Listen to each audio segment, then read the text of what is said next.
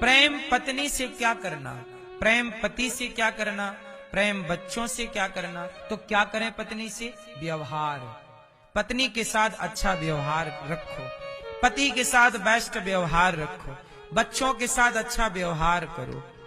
रिश्ते व्यवहार से चलते हैं कि प्रेम से चलते हैं? आपका बहुत अच्छा व्यवहार है पत्नी के प्रति, पति के प्रति, रिश्ते दौड़ेंगे, चलेंगे नहीं। जगत को चाहिए व्यवहार, जगन्नाथ को चाहिए प्रेम, लेकिन आप उल्टा करते हैं। 2 अगरबत्ती जला दी, माला पहना दिया, चिरौंजी दिखा दी, हो गया। ये व्यवहार है, ये फॉर्मेलिटी है। फॉर्मेलिटी करते हो आप भगवान के साथ। अब कनेक्ट हो संसार से, संसार से प्रेम करोगे क्या पाओगे? कि या तो बेटों से प्रेम, जिन बेटों को पाल पाल के मालिश तेल मालिश करके मजदूरी करके पढ़ाया लिखाया, उन्हीं बेटों ने माओ को वृद्धाश्रम भेज दिया। कितनी 311 माएं गौरी गोपाल में हैं। इनमें से बहुत सारी ये वही माएं हैं, किसी के 2 बेटे हैं, किसी के 3 हैं, किसी का 1 है, किसी के 4 है। 4 बेटे हैं, माँ यहां रहती है।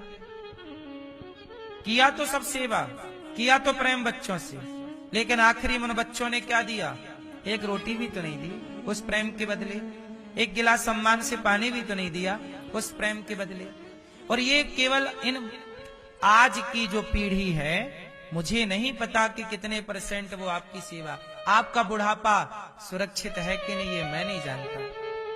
लेकिन मैं ये जरूर जानता हूं कि बेटों को पढ़ा लिखा के संस्कार दे दो, प्रेम के पीछे, उनके पीछे ना भागो, भागो भगवान के पीछे। आप कहते हो कि मेरा बेटा बुढ़ापे में ख्याल रखेगा। अरे मेरा ख्याल मेरा बेटा क्यों रखेगा? मैं अपने बेटे के भरोसे क्यों रहूं? मेरा ख्याल है ना भगवान रखने के लिए। मैं भगवान के भरोसे रहूं, मैं बेटे के भरोसे क्यों रहूं? और मैं ये उम्मीद क्यों लगाऊं कि मेरा बेटा मुझे 1 गिलास पानी देगा? ये नौबत ही क्यों आए कि किसी के हाथ से पानी लेना पड़े? क्यों आए? ये संभावनाएं क्यों लेके बैठ जाते हो? उम्मीदें आपकी बहुत ज्यादा हैं। क्यों इतनी उम्मीदें हैं? बेटों से, बेटियों से, पोता से, पोतियों से, क्यों? मुझे लगता है जितनी उम्मीद आपकी जगत से है, इतनी उम्मीद जगन्नाथ से हो। भगवान के आगे बैठो, प्रभु तेरा मन, तेरे फूलों से भी प्यार, तेरे कांटों से भी। आज मुझे यदि दुख है, दुख मिला है, कोई बात नहीं, ये मेरे भाग्य का है, मैं भोगूंगा। मुझे किसी से शिकायत नहीं करनी कि बेटे से शिकायत है, कि पत्नी से है, कि परिवार से है, मुझे किसी से कोई शिकायत नहीं। ये मेरे भाग्य का सुख है जो मुझे मिला, मेरे भाग्य का दुख है। भीष्म पितामह के भाग्य का दुख पितामह को मिला, बाणों की सैया पे लेटना पड़ा। दशरथ जी के भाग्य का दुख दशरथ जी को मिला, तड़प तड़प के मरना पड़ा। ऐसे आपके भाग्य का आपको मिलेगा मेरी मां। इसलिए ना दोष किसी को दो, ना आरोप किसी पे लगाओ, चुपचाप उस दुख को सहो। दवाई करा लो, ठीक हो जाए तो बेहतर है, ठीक ठाक कर लो, सत्संग करके बेस्ट हो सके। वरना सब कुछ करने के बाद भी यदि है तो वो तुम्हारा प्रारब्ध है, भाग्य है, भोगना पड़ेगा। पितामह भीष्म जैसे महापुरुषों को भी कर्म दंड भोगना पड़ा, तो आप बचोगे कि हम बच जाएंगे? सब कुछ विधि का विधान होता, इसलिए जगत से बहुत अच्छा व्यवहार हो। पत्नी के साथ क्या करो? बहुत बढ़िया व्यवहार। पत्नी का आदर करो, सम्मान करो, पति का सम्मान करो, बूढ़े माँ बाप का सम्मान करो, इज्जत करो। मैं आपकी इज्जत करता हूं, मैं आपका सम्मान करता हूं, आप मेरे अतिथि हैं, मैं आपका खूब सम्मान करता हूं। मेरा और आपका संबंध ना व्यवहार से चल रहा है। बोलो हाँ, हमारे और आपके बीच में अच्छा व्यवहार है, हमारे और आपके बीच में प्रेम नहीं है। आप हमसे प्रेम क्यों करेंगे? प्रेम भगवान से करेंगे। आप हमसे प्रेम करेंगे तो हम आपको क्या दे सकते हैं? हमारे पास क्या है आपको देने के लिए? आप हमसे प्रेम करेंगे तो आप हमें क्या दे दोगे? क्या दे दोगे आप हमें?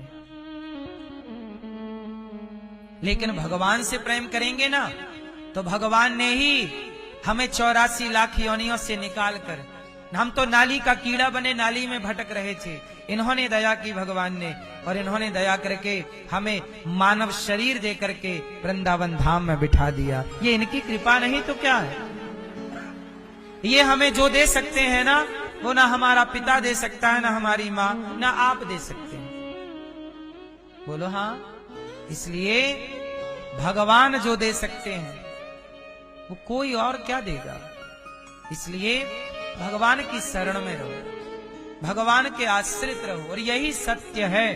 आप मेरी बात आज मान लो, 1 साल बाद मानना, 10 साल बाद मानना, या कभी मत मानना, मर्जी आपकी है, लेकिन सत्य यही रहेगा। आप स्वीकार कर लें या बिल्कुल मत करें। क्यों जी? सत्य यही रहेगा कि ईश्वर ही हमारे सब कुछ हैं, हमारा असली संबंध भगवान से है। अच्छा एक बात बताओ, आप लोग जब अपनी माँ के पेट में आए कि नहीं? सुनो ध्यान से। जब आप लोग अपनी माँ के पेट में आए तो उसके पहले आप लोग कहां थे? कहां थे भाई? कहीं थे तब तो आए, कहीं होते ही नहीं तो आते कहां से? बोलो हाँ। जब आप अपनी माँ के पेट में आए तो मैया कहीं तो थी, और आपका आपकी माँ से संबंध कब से है? जब आप अपनी माँ के पेट में आए तब से आपका संबंध आपकी माँ से, और जब बाहर आ गए तो आपका संबंध आपके पिता से भी हो गया, फिर आपकी बहन से आपका संबंध हो गया, फिर आपके भाई से आपका संबंध हो गया, फिर आपके रिश्तेदारों से आपका। लेकिन याद रखिए कि माँ के पेट से भी पहले आपका संबंध भगवान से था। इसलिए जगत के संबंधी तो नए नए हैं, आपसे हमारा संबंध तो नया है, भगवान से संबंध तो हमारा पुराना है, सनातन है। हमारा कृष्ण से संबंध तो सनातन है। सनातन मीन्स पुराना, इतना पुराना कि हम जान ही नहीं सकते कि इनसे हमारा संबंध कितना पुराना है। आपसे हमारा संबंध तो नया नया है, आपसे हमारी मुलाकात तो नई नई है, आपसे आपकी माँ की मुलाकात भी नई नई है। आपकी अभी शादी हुई तो आपकी पत्नी से भी आपकी मुलाकात अभी नई नई है, पत्नी से भी संबंध नया है। बच्चा भी पैदा हुआ, इससे अभी का संबंध है। लेकिन जगत के पालनहार से तो आपका संबंध तब भी था जब आप नाली के कीड़े थे, तब भी था जब आप 84 लाख योनियों में कुछ कुछ थे, कहीं थे तब तो आए, नहीं होते तो कैसे आते। इसलिए उसे ना भूलिए जिससे आपका संबंध पुराना है, सनातन है। इस जगत के संबंध में रहो, यहां निभाओ, मस्त ईमानदारी से निभाओ। पिता हो तो पिता का कर्तव्य पूरा करो, पति हो अच्छे पति बनो, पुत्र हो अच्छे पुत्र बनो, जो जहां हो ईमानदारी से अपना काम करो, अच्छे पति बनो। अच्छे पति किसे कहते हैं? जो अपनी पत्नी को कभी धोखा ना दे। ऐसा ना हो कि पत्नी को कहे कि बहुत प्यार है और पड़ोसन को भी आई लव यू लिख के भेज रहा है, ये तो धोखा है। आप अपनी पत्नी को, अपने जीवन संगिनी को धोखा दे रहे हैं। पत्नी भी अपने पति से कहे कि तुमसे बहुत प्यार है और किसी और के चक्कर में पड़ जाए तो वो भी अपने जीवन साथी को धोखा दे रही है। और ये धोखा यदि तुम किसी को दे रहे हो ना, तो याद रखना तुम्हें भी ये धोखा पलट के मिलेगा जरूर, क्योंकि यहां वही मिलता है जो हम देते हैं। एक गांव में वैश्या आ गई, वो गांव के सारे लड़कों को बर्बाद करने लग गई, पैसे लेती और लड़कों को बर्बाद करती। गांव के जवान लड़के भी अंधी जवानी लेकर उस वैश्या के पास जाने लग गए। गांव के लोग बड़े चिंतित हुए कि महाराज ये तो गांव को बर्बाद कर डालेगी। एक साधु के पास गए सारे गांव वाले, हे महाराज हमारे गांव में वैश्या आ गई है कि कृपया उसका निदान करें, कुछ ढूंढे उपाय, कैसे वो सुधरेगी या कैसे जाएगी। साधु जी बोले मैं ठीक करता हूं वैश्या को। साधु जी गए और वैश्या की कुटिया के आगे, मतलब वैश्या के घर के आगे अपनी एक घास की कुटिया बना ली और बस सीताराम सीताराम सीताराम राधे श्याम कीर्तन करें सवेरे से। अब जितने भी लड़के जा रहे थे वैश्या के यहाँ, साधु जी सबको बुलाएं, यहाँ आओ, पहले हमारी बात सुन लो, सत्संग सुन लो, फिर वैश्या के घर जाना। अब सबको बुलाने लगे, सबको भक्ति से भगवान से जोड़ने लगे और बोलने लगे कि चरित्र क्यों खराब करना है, राम चरित्र सुनबे को रसिया। राम का चरित्र बताया तो लड़के सुधर गए। अब वैश्या को तो लगा कि बाबा तो मेरा सारा कारोबार खत्म कर देगा। तो वैश्या ने अपने एक यार से कहा कि जाओ जरा बाबा की कुटिया में आग लगा दो। वैश्या का यार गया, मिट्टी का तेल डाला, केरोसिन डाला और आग लगा दी। और जब आग लगी साहब, तो देखना ईश्वर का न्याय, ईश्वर के घर देर है अंधेर। जब आग लगी संत जी की कुटिया पे, तो भगवान ने हल्की सी हवा चला दी, और जब हवा चली तो आग उड़ उड़ के वैश्या के घर जाने लगी। और वैश्या का घर भी तो लकड़ी का ही था, जलने लगा। वैश्या दौड़ी दौड़ी आई, बाबा जी तुमने हमारे घर में आग लगा दी। साधु जी ने कहा, ना देवी, मैंने तेरे घर में आग नहीं लगाई, तो किसने लगाई? संत ने कहा कि तेरे यार ने मेरा घर जलाया, तो मेरे यार ने भी तेरा घर जला दिया, हिसाब बराबर। तुम किसी का बिगाड़ोगे तो तुम्हारा भी, हाँ, ये मत सोचना कि तुम बिगाड़ के बच जाओगे। कोई ना देख रहा हो तो भी तुम्हें ईश्वर देख रहे हैं। कौन बचा है, कौन बचेगा? ईश्वर की नजरों से कोई बचा है? इसलिए कहता हूं, दुर्बल को न सताइए, जाकी मोटी हाय, बड़ी हाय है साहब। किसी को क्यों सताना है बेवजह, किसी को क्यों तंग करना है बेवजह?